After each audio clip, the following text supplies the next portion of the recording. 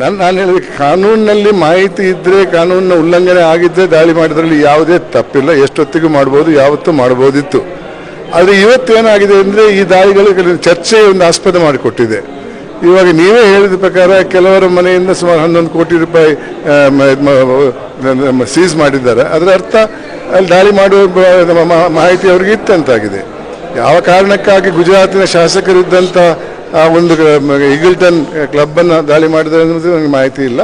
ಅಲ್ಲೂ ಏನಾದರೂ ಸಿಕ್ಕಿದ್ರೆ ಇರಬಹುದು. ಹಾರ್ಸ್ ಟ್ರೇಡಿಂಗ್ ಮಾಡ್ತಾರೆ ಅಂತ ಇಲ್ಲಿ ಕರ್ಕೊಂಡ್ಬಂದಿದ್ರು. ಖಂಡಿತ. ಇಲ್ಲಿಂದ ಹೋಗಿಲ್ವಾ? ಕರ್ನಾಟಕದ MLAಗಳು ಹೋಗಿಲ್ಲ?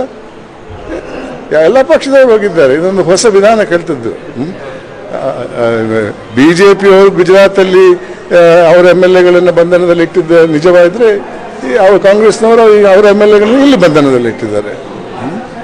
ಇದು ಏನು ತೋರಿಸ್ಕೊಡ್ತಾ ಇದೆ ಅಂದರೆ, ಇವತ್ತು ನಮ್ಮ ರಾಜಕೀಯದಲ್ಲಿ ಘನತೆ ಗೌರವಗಳು ಭಾಳ ಕಮ್ಮಿ ಆಗಿದೆ, ದುರಾಸೆಗಳು ಜಾಸ್ತಿ ಆಗಿದೆ.